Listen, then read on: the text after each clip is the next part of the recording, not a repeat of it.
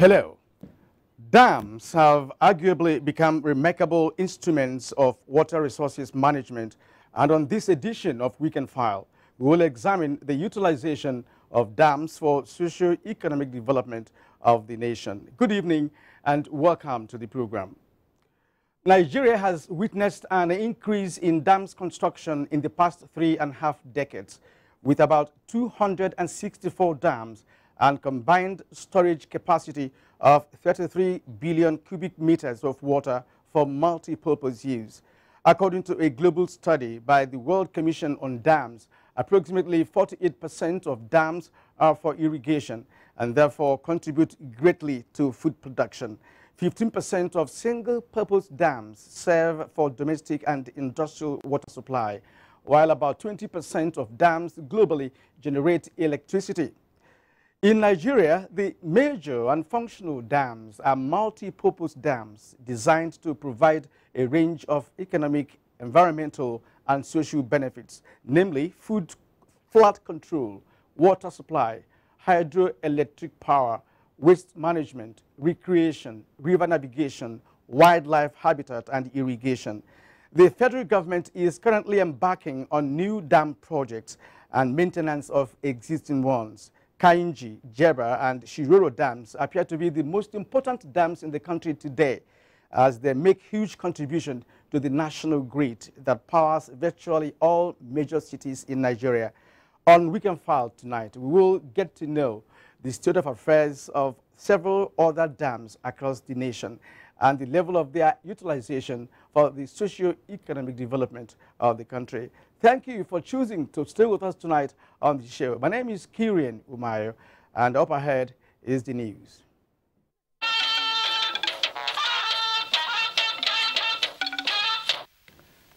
The presidency has appealed to Nigerians who have national influence to use it wisely and not engage in public declarations that could inflame emotional passions and threaten national security.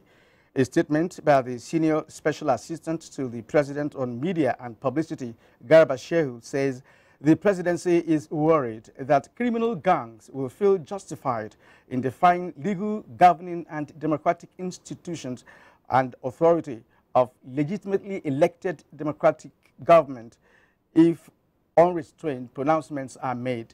The presidency commends the Nigerian military's effort at maintaining peace and stability, and also urged former leaders to take advantage of various fora where people with history of national security can offer advice to the government without resorting to the exploitation of emotional sentiments. The statement says the Civil War motto, "To keep Nigeria one," is a task that must be done, should be timely at this time in the nation's history. The statement appealed to all to be careful to avoid the mess that destroyed other African countries like Somalia. Now, troops of Operation Lafia Dole on a fighting patrol have killed 4 Boko Haram insurgents in an ambush yesterday in Malmunti, Borno State. Deputy Director, Public Relations, Theater Command, Operation Lafia Dole, Colonel Onyema Nwachukwu, in a statement says the insurgents who had been rooted out of the Sambisa by troops in Operation Deep Punch II were searching for food and logistics when they met their Waterloo. The troops recovered a Toyota Land Cruiser, 1 AK-47 rifle, and other ammunition. The statement further adds that troops of the Operation Lafia Dole deployed at a checkpoint ahead of Muna Garage in the outskirts of Maiduguri yesterday neutralized 4 suicide bombers who were attempting to infiltrate into Maiduguri metropolis through Mona Zawiya area at about 9:30 p.m. But one of them was shot by the troops, triggering an explosion which killed all the 4 bombers. Regrettably, 18 innocent persons were injured in the incident and have been evacuated for medical attention. The statement enjoins members of the public to be vigilant while going about their daily businesses, as troops and members of the Civilian Joint Task Force are presently conducting search operation in the area. In other news now, academic activities at the Nigerian Maritime University Okere Nkoko will commence on the 1st of April 2018. The Chairman, Governing Council, and Pro-Chancellor of the institution, Chief Timipure Silva, said this is in fulfillment of President Muhammadu Buhari's mandate.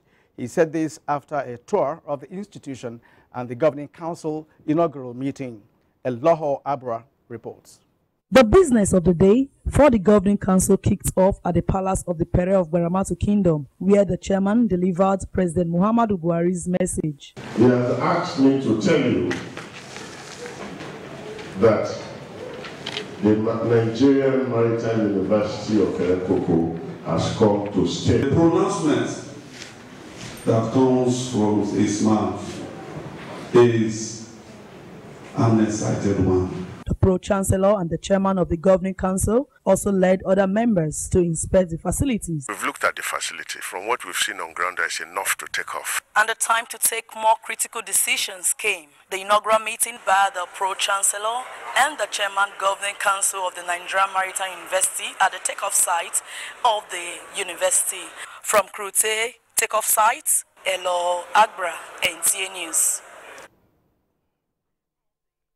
As Christians the world over prepare for the Easter celebration on Sunday, more messages continue to pour in with a special call on all Nigerians to use this celebration to reflect and pray for national unity. Laure Bala Hassan has details.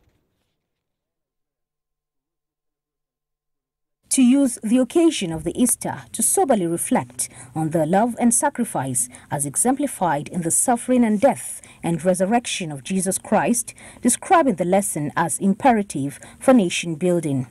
Senator Ngige added that the lessons of the 40 days penance observed at Lent culminating in the Easter should be internalized as a daily guide for the peace, progress and prosperity of the nation. Also, the national chairman of the Advanced People's Democratic Alliance, ABDA, Muhammad Shitu Kabir, has felicitated with Christian faithful as they celebrate Easter. Shitu implored Christians to pray for the restoration of peace and economic stability in Nigeria. Meanwhile, the chairman Sustainable National Party, SNP, Kayode Animoro, congratulates the good people of Nigeria, especially Christians, on the occasion of the Easter celebrations. He described the period as a time of reflection and hope for Christians, as Jesus Christ died for the redemption of mankind and resurrected on the third day. And still in the spirit of the season, the Sustainable National Party calls on Nigerians to pray for the country and contribute their quota to making Nigeria great. Similarly, Chairman Democratic People's Congress DPC Olusegun Peters felicitates with Christians on this year's Easter celebration. He urges Nigerians to use the opportunity of the celebration to pray for peace, love, unity and progress of the country. In Abuja, Laure Bala Hassan, NTA News. In the meantime, the Federal Road Safety Corps has flagged off a sensitization campaign known as Operation Safe Journey to Easter across the country. The campaign aims at reducing road crashes, was replicated in Lagos and Ogun State commands to check the excesses of motorists in the zone. Musa Toliat completes the story. Operation Safe Journey to Easter underscores the fact that road crashes are man-made and can be prevented. Part of the focus of the campaign by the Public Education Department or the FRSC is to ensure effective traffic control and curb carelessness by motorists, especially on the Lagos-Ibadan Expressway. Other areas of concentration include lane indiscipline, overloading, and speeding. All the unit commands, all the sector commands, all the zonal commands are partaking in this sensitization. They are on the road enforcing the law because we have realized that education and advocacy without enforcement is like entertainment. People don't take us serious. We've locally set up about 200 mobile courts to try traffic offenders summarily. It's all about getting them more alert as they travel so that they will pay traffic rules and regulations. Breathalyzer test to check drunk driving among interstate commercial bus drivers was an integral part of the sensitization campaign. Those that are drunk, we don't allow them to continue with the trip because it will be a danger to themselves and all the road users. And we don't have to speed too much. At least you save more lives. It shouldn't be during the festive period alone. However, prompt intervention by the FRSC team helped prevent an impending gridlock along Lagos-Ibadan Expressway after a road crash incident on the axis. Let's see whether we can push it. Is the brake. In Lagos, Musa Toliat, NTA News. To achieve peace in the Middle East and boost economic relations in the African region, there is need for holistic approach and respect for human lives. This was the consensus of scholars at the diplomatic dialogue held at the Alfred Babalola University at Ado-Ekiti. Kola Adebobuye reports. The forum, which focuses on one of the most challenging issues of the time, 70 years of Israeli-Palestinian conflicts, contemporary issues for Africa and Nigeria, scholars believe is a milestone in the quest for international peace and security, not only in the Middle East region, but also in the world as a whole. Speakers noted that the Israeli-Palestine conflicts and the border Arab-Israeli conflicts remained a generational conflict and has become the most cancerous conflict in history. They observed that the development required diplomatic support from African states and world leaders to achieve relative and sustainable peace. The taste of war is very, very bitter. Family dynamics, you have to know what happens after. Participants were of the view that people must endeavor to entrench atmosphere devoid of conflicts at all times for a better society. In Ado-Ekiti, Kola Adebobuyi, NTA News. It is history in the making as the electorates in Sierra Leone are changing the narrative by voting into office a new leader in the runoff presidential election. Correspondent Abdulmalik Adio, who is currently in Freetown, gives us an update on the election. So please, I hope everybody knows now for votes. So more keep on waiting. Voting, they can't comment. As early as 6:30 Sierra Leonean time, eligible voters had started trooping out in their numbers to vote candidates of their choice in an election which seeks to bring in a new president with lots of expectations. I want the continuation of development for our children, because everyone who has a child wants his or her child to grow to the higher heights. So we want the development to continue. It is my franchise and it is my right to take part in the electoral process. And I'm very pleased. Maybe this is the last time I'm voting, one never knows. Cisse Samuel is an 87-year-old elder statesman and a father of 5 children who believes in one Sierra Leone.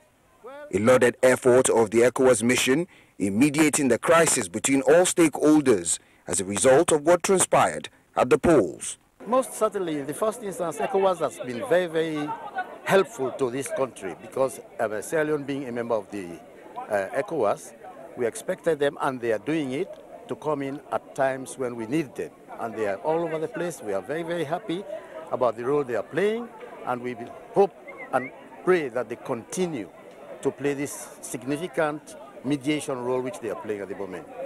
The head of mission also had this to say as regards the voting process. The NEC officials are organized. They are implementing what NEC had said they would do. Towards the end of the day, and when we hear from our people elsewhere, we'll be able to say far more than what we can right now. Voting ends at 5 p.m. Sierra Leonean time, after which sorting and counting commenced. However, the pendulum swings. The likes of Cisse Samuel or the Sierra Leoneans will decide. In Freetown, Abdulmalik Adio, NTA News. Thank you, Abdulmalik. Now, the world has been alerted of a Chinese spacecraft said to be crashing into the Earth with no clue of exact part or parts of the world it is expected to crash land. Now, let's take a look at this. It is an 8-ton space lab, also known as Tiangong-1, launched in 2011. And the experts, Chinese experts, actually lost control of this very huge metallic product in 2016. But the good news now is that experts have been able to retrace the huge metal object and say it will come crashing into the Earth between March 31st and April 1st. And that it may also split into pieces, and of course the debris could fall into communities, towns, and cities across the globe. But no specific area have been mentioned. It is one of the hazards of space technology. And now I have an expert here in the studio to give us more clues on what that is all about. May I invite in Dr. Francis Chizia. He is the Director, Policy and Research in NASDA. Thank you for joining us on Weekend File. Thank you very much, Gary. Now, how do you explain the scenario? How can it get crashing after almost 3 years that are searching for it? The Chinese launched the satellite, the space station in 2011, and they lost control of it in 2016. Naturally, it will degrade and come crashing into the Earth's atmosphere. On a normal time, you'll be able to control its re-entry into the Earth's atmosphere. But under this condition, because they don't have control of it, it is coming down on its own. How did it last? Why did it last up to 3 years before it was retraced? It has been, the position has been there. They don't just not have the control over what the space station does at that point in time. So right now, they're just monitoring how it is falling back into the Earth. You know, when satellites or space debris fall within space, it takes a while for them to reach the atmosphere, like our own Earth's atmosphere. Now, it is said that it may split into pieces, and that means it will land crash in many nations, as the case may be. Probably to correct one thing, the expected landing time of this space station is 23:35 GMT, current prediction, and that will be on the 1st of April. But they have a plus or minus 7 hours, which is dependent on the solar activity, the sun activity, and the tumbling rate of the space station. Is there any clue where, or the continent where this is going to land crash? Present prediction today is going to land somewhere around Africa. Around Africa? Yeah, but no Nigeria inclusive? No specific location has been determined. That will come up in the next few hours based on the way it's coming back into Earth. But however, from what we expect it to be, it's supposed to disintegrate when it enters the Earth atmosphere and burn out. And those who are to probably see or sight, somebody will see forms of fireballs. The prediction is that the chances of it hitting somebody or hitting somebody is 1 in a billion. Now, what is NASDA doing in terms of monitoring to see if that can happen in Nigeria? Well, we don't have monitoring facility for space debris presently. Monitoring of space debris is solely being done by the US, Europeans, and probably the Russians. And now what we're doing to advise Nigerians not to panic. And the fact that you just see huge fireballs. So those are areas that will be able to see it, will see fireballs. I'm not sure to come around Nigeria. So I'm not. But all right. Thank you so much. Dr. Francis Chizia is the Director of Policy and Research, NASDA. Thank you for coming on Weekend File. Thank you very much. Thank you indeed. And you are still watching Weekend File on the network service of the NTA. The rapidly growing Nigerian population, rising level of economic activities, and change in lifestyle have direct impact on the increase in water demand. The big question is, how are the nation's dams being positioned to make substantial contribution to the task of national development? Answer to this will be provided in our correspondence report from across the nation. And that's next. Keep it here with us. A beautiful life and a great future is possible. Stand with Standards Organization of Nigeria. Avoid substandard products, electrical appliances with damaging effects, tires without DOT number, stuffed and rusty edges. They can cause accidents. 12.5 kg LPG cylinders used as camp gas is a disaster waiting to happen. Substandard cables can cause inferno. Other substandard products to avoid include batteries, electrical bulbs, iron rods, pressing iron, brake pads. They will only endanger our today and future. Join hands with SON in ridding our country of substandard products. Don't buy or sell substandard products. See something, say something. Call these numbers. Standards Organization of Nigeria. Improving life through standard. Petroleum tanker drivers of Nupeng, in collaboration with the Federal Road Safety Corps, wish all Christian faithfuls a happy Easter celebration. In the spirit of celebration, remember to drive safely, observe speed limits, do not drink and drive, always use your seatbelts, and do not use worn-out or expired tires. Remember, consideration for other road users is a religious obligation that we all must observe. In case of any road crash or other traffic-related challenges, please call toll-free emergency line 122 or call 0700. Call FRSC, and remember that only the living celebrate. This message is from the Petroleum Tanker Drivers of Nupeng.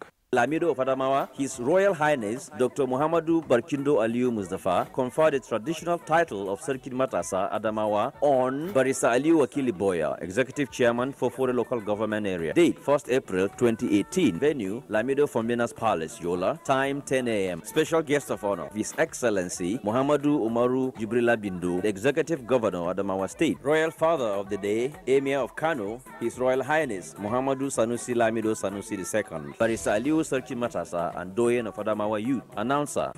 There is a reason Africa is called the new frontier.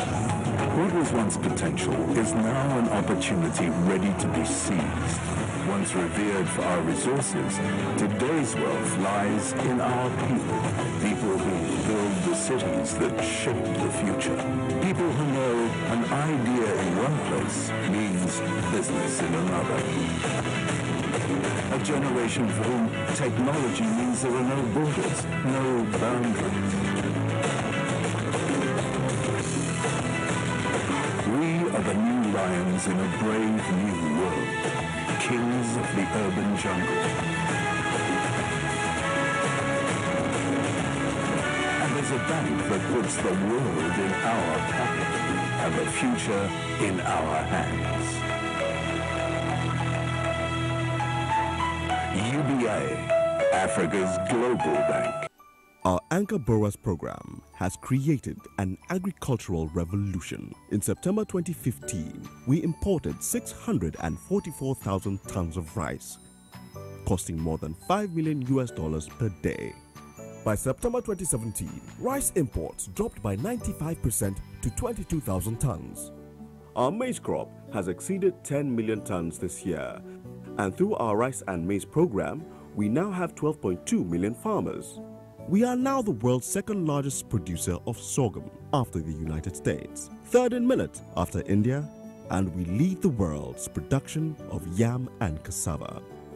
We've created numerous plantations solely for the export market, and our plan is to increase the agricultural sector from 25 to 49% of our GDP, thereby reducing poverty and increasing food security.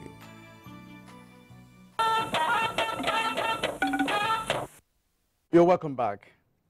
Nigeria is estimated to be housing more than 400 billion cubic meters of both underground and surface water, a source that is said to be sufficient for potable water, farming activities, as well as hydroelectricity generation. However, the effects of climate change as a result of global warming is gradually affecting the quality and supply of this resource, considered as most important after oxygen. In this report, Musa Babali brings us a report on access to water against the backdrop of inconsistent rainfall in Nigeria. Drought as a result of climate change has been threatening water supply for domestic, industrial, and agricultural purposes in sub-Saharan Africa, including Nigeria. This is because majority of people in the region rely on rain, stream, rivers, and lakes for water supply. Scientists are of the view that Nigeria has enough underground water which, if fully utilized, will cushion the effect of unstable rainfall. The seasonal rainfall prediction constitutes a decision support tool for Nigerians. It provides critical information to enhance informed decisions. It is mainly for planning purposes, as it gives insight to the expected rainfall distribution and so provide the necessary advisories. Now, the states are the ones that are responsible for providing water supply to the people, and they need to be very, very serious about that. What we want is a sustainable solution, a very local solution that is cheap and that people can adopt easily without much of a problem. But all the things we do at the federal level, at the end of the day, it's the states that need to implement those things. So definitely we have to engage them. In the area of utilization of water for crop production, farmers say rainfall agriculture is more economical, considering the amount of money to be spent to produce 1 gallon of water for irrigation. For proper utilization of both the surface and underground water, the present administration is implementing reforms in the water sector, among which is the privatization of the river basins in the country for optimal performance. A recent report that we received from the World Bank indicates that our urban water supply has drastically dropped. Only 7% of the Nigerian population is getting access to water supply through pipe-borne water. And that is terrible. So we have now been compelled, based on this revealing evidence, to have a critical look again at the urban water supply itself. As the federal government embarked on this, the Director General, Nigeria Hydrological Services, advised state and local government authorities to construct artificial dams to trap rain and flood water for irrigation purposes and drinking points for animals when the rain stops. We can have for irrigation of a very sparse land. 2, we can have it for electricity, to generate power in every home, marketplaces, everywhere. And we can also have it for transportation. In Abuja, Musa Baba Aliyu, NTA News. The continued drying up of the Goronyo Dam in Sokoto State is badly affecting irrigation farming and the supply of water and for domestic use in Sokoto and Kebbi State. Usman Mohammed Benji reports that the phenomenon appears to be strange to many farmers affected by the shrinking of the dam. Goronyo Dam is one of the largest dams in Nigeria, built across River Rima. It was awarded in May 1984 and inaugurated in 1992. It is designed to store 976 million cubic meters of water for irrigation and development of downstream areas from Goronyo to Argungu in Kebbi State. The multipurpose dam, which is 288 meters high above sea level, is gradually drying up, and it is now 70 meters above sea level. It's all related to the issue of climate change. So the necessary measures that needs to be taken prior to this event have not already been taken into consideration. So definitely it's something we have to cope with for now until the returns of rainfall. Region Director Sokoto River Rima Basin Development Authority Buhari Bature said the multi-million naira dam is drying up and water for irrigation and domestic purposes is becoming scarce in Sokoto and Kebbi State. For the first 5 months, people of Sokoto and Emboron had grappled with water shortage.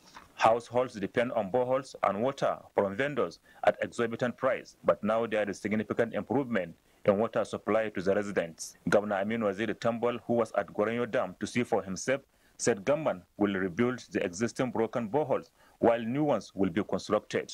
All of these measures are being taken by government out of concern. We are very much concerned about what is happening. We are not abdicating from our responsibility. Report from Kebbi State indicates that continued shrinkage of Goronyo Dam has badly affected the farmers along River Argungu. Fishing at the river couldn't hold, while aquatic animals in the river were beaching. This prompted Governor of Kebbi State Atiku Abubakar Bagudu to donate 10 million naira for immediate action to be taken to save the river. Goronyo Dam is drying up, becoming shadow of its former self. Hence the need for government quick response to check the problem. Nigerians in Edo State want government to address the challenges that have halted the operation of Uhuru and Ojirami dams for many years now. They want revival of the public water supply, especially for people who cannot afford boreholes. Agatha Egware Ojo has a situation report on dams and water projects in Edo State and that of Owena Multi-Purpose Dam in Ibagwa, Uke. There are 3 major dams in Edo State: Ohoro Dam in Benin City, Ojirami Dam in Akoko Edo local government area, and a Northern Eastern Water Project in Ugboha, Eastern Central. These projects, designed to provide potable water, irrigation, among others, have not been in operation for years. Access to potable water for people, especially in rural areas, remains a luxury, while those in urban centers like Benin City have resorted to self-help, sinking boreholes in almost every house, not minding the consequences. For instance, the Okoro Dam was constructed in the 1970s by the late Dr. Samuel Ogbemudia to supply over 160 million liters of water. What is left on ground today tells of the huge funds expended. Pumping machines have not been touched for years. Vegetable and fish farmers around the dam are only in business in the dry season. For rice season, we go farm. Rain season, the water, rain go carry all the farm come out. We no farm again. The situation is the same in the Abuja Dam. There used to be reports that the dam has not been in operation for years.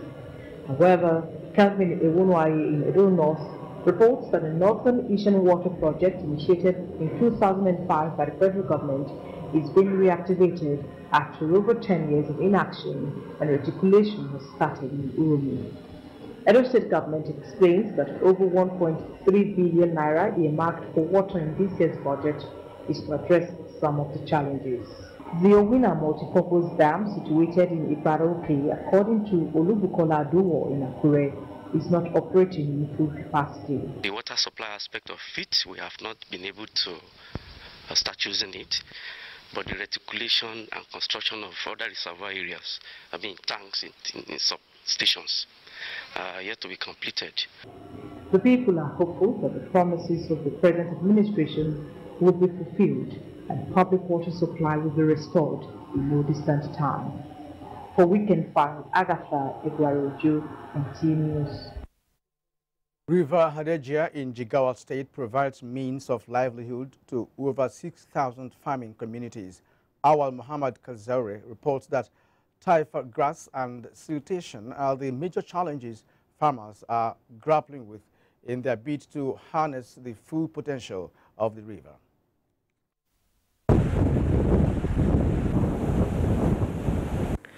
The Hadejia Jama'ara River Basin covers 4 states, namely Kano, Jigawa, Bauchi, and Yobe, with over 5,300 hectares of irrigable land for about 6,000 communities along the river bank. To harness the potentials abound, the then Kano State government in 1981 initiated the Hadejia Valley Irrigation Project to support farming activities and boost the revenue base of the state. But the federal government took over through the Hadejia Jama'ari River Basin Development Authority. Of the 5,300 total irrigable lands along the river bank, farmers cultivate only 4,000 hectares, mostly producing rice and wheat. Communities utilizing the river over the years said they can produce more if challenges posed by taipa grass and siltation are adequately addressed. We see that opportunity to farm tomato, onion, and also we can benefit more than this farming rice. The barrage capacity to accommodate 11.4 million cubic meters of water is also being challenged by taipa grass and siltation, which the Hadejia Jama'ara River Basin is addressing. Only recently, the agency cleared about 27 kilometers of waterways to enable farmers harness the full potentials of the river. We ensure adequate supply from the upstream to the downstream part of the project. That is from here, where we are, to Ganwar Kuka and Diamidi. So without taking such measure, it will not be possible for us to supply enough irrigation water to the entire farming community of the project. According to stakeholders, the potentials abound in the Hadejia River, if properly harnessed, will support the nation's quest to create a sustainable economy and fight poverty. From Duse, Awal Muhammad Kazaure, NTA News. The federal government, in its efforts to ensure security, employment, electricity generation and water supply to its citizenry, established various dam projects in some states in the southeast zone.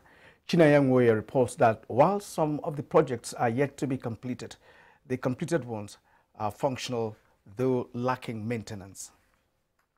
Canals and lakes in Enugu State, especially that at Adani in Uzuwani local government area of the state, is used as irrigation scheme for agricultural purposes, ensuring all year-round farming, especially in dry seasons. Scheme at Adani, which covers an area of 1,120 hectares.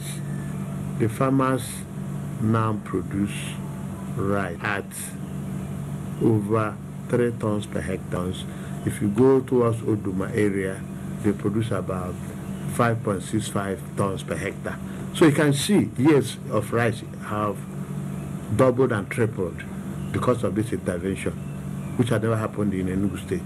Apart from helping in fish farming, crop production, and agronomy, especially in the areas of nursery bed preparations and transplanting, dams in the state also serve as a mini hydropower generator, ensuring adequate power supply to the communities they are situated. The federal government of Nigeria in 2011 commenced work on a 2.57 billion naira Ada River Dam project in Igbo-Etiti and Uzuwani local government areas of the Enugu state. The dam powered the Nsuka water scheme to produce 1.3 meter cubic meters of water annually. Gives you money, and if this particular one we're talking about, if the dam is around these areas we used to farm, I believe it will go all around in and out of season. However, inability of the state to maintain some functional dams or complete some of the uncompleted ones due to lack of funds is a major challenge. In all, key players in the state, while applauding the federal government's efforts in sustainable development and economic empowerment, especially in the construction of dams, also called for completion and sustenance of all the dam projects for maximum benefits. In Enugu, Chineyen Woye, NTA News.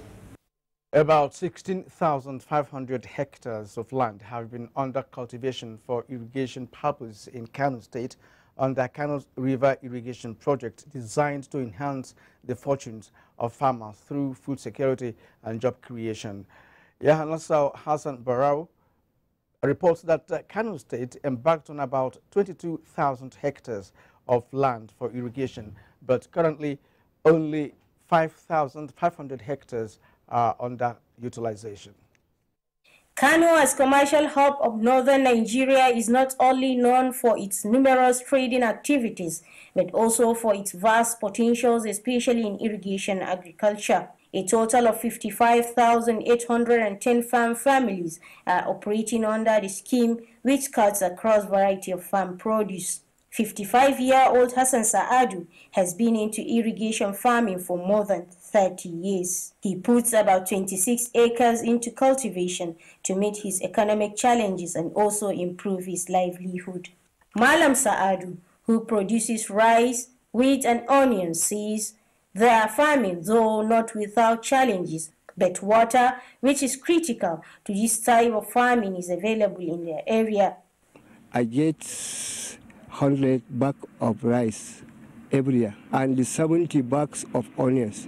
Hadeja Jama'are River Basin Development Authority undertake the renovation of water channels along Bunkure to allow for easy flow of water. This is Tiga Dam, which was built since the year 1971. It is among the biggest dams in the country, which provides a number of farmers with water for irrigation to improve their livelihoods. Some farmers consider to this feat and acknowledge the importance of these dams to their lives. Apart from irrigation, the dam also serves as an avenue for nomads to move around with their animals to search for feed and water. Irrigation farming in Kano remains a critical component for economic growth of the likes of Malam Hassan Saadu, who depend on farming to keep body and soul together. In Kano, Yahana Sahasambaro, NTA News. Thank you indeed, Yaha Nasiru. And you are still on to Weekend File. The Managing Director of Beni Owena River Basin Development Authority, Salihu Osifueme Ahmed, is of course our guest tonight. Don't go away. 2017, the Buhari administration delivered a number of unprecedented achievements.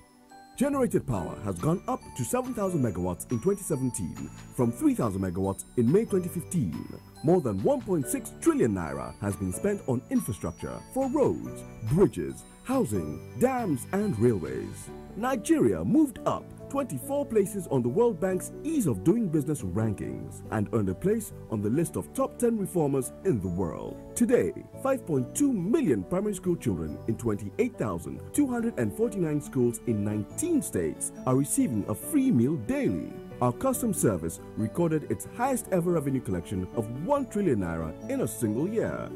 our foreign exchange reserves grew by $12 billion, reaching the highest level since 2014. We added $250 million to the Sovereign Wealth Fund and officially moved out of recession. Registration is now open for state and sports clubs to participate with free accommodation and feeding for athletes and officials on the basis of first come, first served at the first National Grassroots Sports Festival, Sports for All, to discover sport talent, develop future world champions, and rejuvenate sports in Nigeria. Date 19th to 29th of April 2018. Venue, National Stadium Abuja, packages A and B. This is an opportunity for state governors to mobilize supporters and fans for their state through broadcast sponsorship and for companies to promote their brand. For broadcast sponsorship, contact Angelo Peter I. Elosia, Chairman and Chief Coordinator, or Nick Onyisi. Organizers, Grassroots International Sports Academy and LOP Worldwide Television. Endorsed by the Federal Ministry of Youth and Sports Development. Broadcast partner, NTA, the largest television network in Africa. Now, joining me in the studio is the Managing Director, Bini Owena River Basin Development Authority, Salihu Osifueme Ahmed. You're welcome to the program. Thank you, Karen. Now, let's begin by asking you to really give us the state of affairs of dams in Nigeria, generally speaking.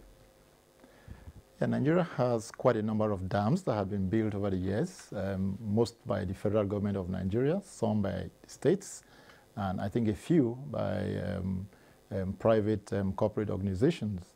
The fact is, whereas most of these dams have so much money sunk into them, their use has been rather limited, so to speak, and so I would say the benefits, of the investments have not been fully maximized. All right. What actually struck me when we were showing some of these reports tonight is that of Gorinyo Dam, which is gradually drying up. What is responsible for that? Well, I think studies are currently on to establish the precise causes of what is happening in the Gorinyo Dam. But I think it may not be connected with what is known globally as climate change. Over the years, the quantity of rainfall, the duration and intensity of rainfall, which contributes to the catchment that the Gorinyo Dam is sited on, has reduced. And therefore, you're finding, that the volume of impoundment in the dam is also greatly depleted. Now, talking about utilization of dams, what is the present efforts of the government towards full utilization, of dams in Nigeria? Well, the federal government has paid a great deal of attention to completing most of the dams. And as you would expect, most of the dams are for multi-purpose uses. One of the basic uses is for potable water supply, which is a responsibility of the state governments. The federal government has now been encouraging state governments to put these bodies of raw water that has been impounded over the years to use so as to provide water to Nigerian households in their homes. I was listening to your report and I heard the Minister of Water Resources saying that currently only 7% of Nigerian households have pipe-borne water in their homes. This is abysmally low, and if we can have better uses of these impoundments of water, these dams across the country, then more homes are likely, to have pipe-borne potable water, in their homes. Now, some believe that a concessioning of the federal government dam projects, will assist a better use of these dams. Do you agree? I agree, absolutely. I agree, absolutely. Yes, investment in water can be huge, and unless there's a mechanism, of recovering this investment and using it to maintain these bodies of water, then we're going to keep grappling, with these problems of underutilization of the dams. So it is absolutely in order if we can find private investors who can invest to maintain and expand these bodies of water.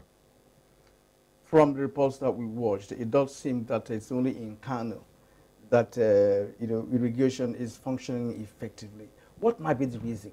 Now, you're a managing director of Benin or yes, and it's been there for a while. So why should it be in Kano that we can say that irrigation farming is taking place effectively? Well, for some reasons, I think most of the dams we have are situated in the northern part of Nigeria. Perhaps because they have shorter spell of rainfall and of course less intensity.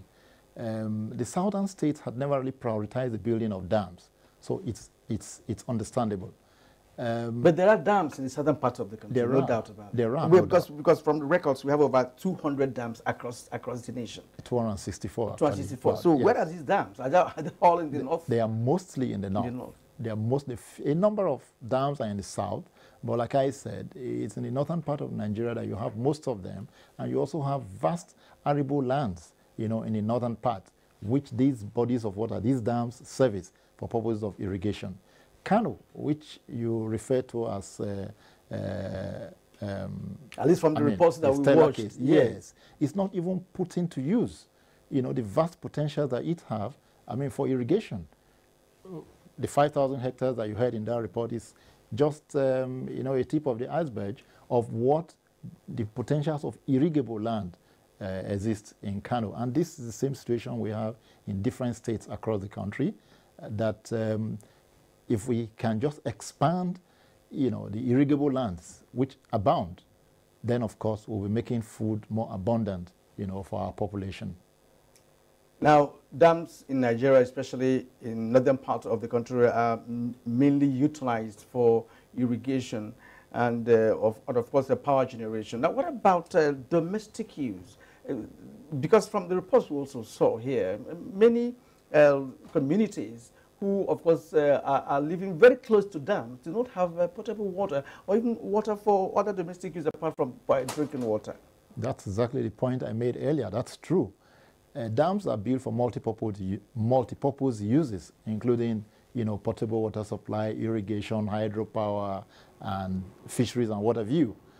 But we have not used these dams maximally for the purpose of potable water supply maybe because there are still other investments that need to be made through piping, treating the water, building treatment plants, treating the water, and then piping storing the treated water, and then piping, the storing water, the treated water, to homes, before people can put it to use. So maybe that's why the investment that needs to, be made in treating the water and getting it to the homes is probably a disincentive, that states are not keen into.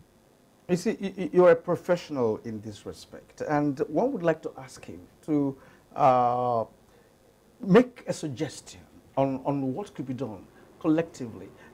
What I mean here is there should be a collaboration between the state and federal government, because I know that some of the dams are actually owned by state government. What can be done to harness, these dams and ensure that we can utilize them optimally? Well, like you said, yes, the key word there is collaboration. The states and the federal government need to collaborate. Most of the dams that we have, I think 80% have been built by the federal government. But the states need to key in and also use them. And where possible, even pay for the use of the water, because the dams didn't come cheap, and therefore it's also not out of place for the states to pay, water user charges, to use the water for whatever purpose that their people may need it for, either irrigation or, in most cases, potable water supply, because the bodies of dams provide a source of raw water that the states can easily treat and then get across, to their teeming population. All right. Now, you agree with concessioning of this, but explain to us how that could work, because that means bringing in the private sector in the picture now, and any private man would like to make his money. How is it possible that they could generate enough money from the use of dams, So what is the attraction that would make them put their money into either maintenance or sustenance of these dams? What is the driving force? That's interesting. Incidentally, the current minister, of Water Resources is driving an effort through the National Assembly to pass what is called the National Water Bill. Under the National Water Bill, it's going to be possible for investors in the water sector to charge costs for users. So any private investor who decides to identify an area, to service, for which there's already probably a dam, will be paying for the use of the water and will also be able to charge, those who would benefit from his investment, whether it's for irrigation or for water supply or fisheries or even hydropower. Maybe I should also quickly add that it's also possible to have captive small hydro power sources, even within small communities that live around the dams. And such communities will then be able to use such energy, small hydropower sources, to power their homes, to drive their economic activities, as the case may be. And all of that will combine to have a total transformation effect in such communities. Do you have any issue with technology? I guess you may have attended World Water Week, in Sweden. And what usually plays out there is the technology. Which technology is available here? Which one can you bring back home and be able to know how better to source this? Sweden, for instance, has the best water in the world, I was told. So what can be done? Is there any technology issue that we have? Well, technology is evolving, and of course, there's no point reinventing the wheel. There are quite a number of developments in the water sector, for which we can adapt technologies from different parts of the world to achieve our desires. All right, thank you very much for sharing your views with us on Weekend File. Thank you indeed. It's been exciting talking to you. I have been talking with the Managing Director, Bini Owena River Basin Development Authority, in the person of Salihu Usifweme Ahmed. Thank you once again for coming on the show. Thank you. Thank you for having me. We'll take another break, and I'll be back in a moment. Experience, they say, is the best teacher. They hold us from the sea. Thank God that we came back home. They should not go there because it's not good. It's a very bad place. So they just may have us. Even now, so if they are shooting the boat they are going to use to go Italy, may they stop it. Our country is good. Our country is a blessed country. Now I know our country is a blessed country. I know before I for not travel from Nigeria to Libya. I know how much I spent. Let these personal experiences serve as a lesson to all who would repeat their mistakes. A word is enough for the wise. This is a public service announcement brought to you by NTA. The Nigerian Air Force is exploring more ways of addressing fatigue, enhancing physical and mental alertness in its drive to be a professionally responsive force. To this end, a third inter-command combat sports competition is in the offing to facilitate these objectives. Lajide Bello reports. Sports and armed forces are like Siamese twins, always together. The soldiers need to be fit at all times in order to discharge their responsibilities. It is therefore not out of place when the Nigerian Air Force says it is about to hold its third inter-command combat competition, having seen the impact of the last two editions on service delivery of its officers and men. They will swim in a combat wear, FSMO camouflage with their rifle, jump inside the pool and swim across. It's a test of how you can operate in a theater of war in a full combat gear. Apart from being a symbol of regimentation, as it is designed to test the combat readiness of personnel in a competitive manner, the Air Force says it enhances combat capability of personnel. The third edition, tagged Uyo 2018, will feature 7 teams comprising of 650 personnel. Participants, including personnel deployed to the ongoing counter-insurgency operation in the Northeast and other internal security operations across the country, will be competing in various sporting events, including combat swimming, combat relay race, taekwondo, tug of war, and obstacle crossing. The Nigerian Air Force used the briefing and combat competition to reiterate its commitment to continue to safeguard the country's airspace and provide effective air support in combat operations. In Abuja, Olajide Bello, NTA News. The Nigerian Wrestling Federation has unveiled 12 athletes to represent Nigeria at the Commonwealth Games in Australia as North Korea commits to 2020 and 2022 games. Adiola Omokivi has the report. The remains of Madam Abeke Bintu Odebwami, mother of ex-international and football legend Segun Odebwami, have been laid to rest at Wasemi, Osun State. Leko Abonde reports. Celebration of life were spent as family, friends and associates of the Odegbami family converged on Segun Odegbami College and Sports Academy Wasimi for the final burial of their matriarch, Madam Bintu Abeke Odegbami. The funeral was an opportunity for the football family in Nigeria and beyond, apart from eminent guests from far and near, to pay their last respect to the deceased, whose son, Segun Odegbami, remains one of the world's football legends. In a short exhortation, Pastor Biodun Shoderu urged the congregation to avoid condemnation and work towards eternal life. The Ogun State government and the Director General of NTA, Malam Yakubu Ibn Muhammad, were represented at the ceremony. Her achievements, we consider her life, we consider her times as a challenge to those of us who are her children and those of us who are younger, that we must remember that at some point we will be like this. The body of late Madam Bintu Odegbami was later interred at the Odegbami Sports College. When the Queen of England was coming in 1956, my mother was part of those that assembled market women to welcome her. So, but she was a good woman, very stubborn, but she was very loving. She has absolute integrity. Madam Abeke Odegbami died at the age of 97 in Abeokuta, Lekon Agbonde, NTA News. And that's our package on Weekend File tonight. But before we leave you, I would like to inform you that in continuation of NTA's 40th anniversary, Newsline on Easter Sunday will be anchored by one of your favorite and old-time person on this show. And you want to know which of them, please join us at 9 p.m. on Newsline tomorrow. Until then, see you again.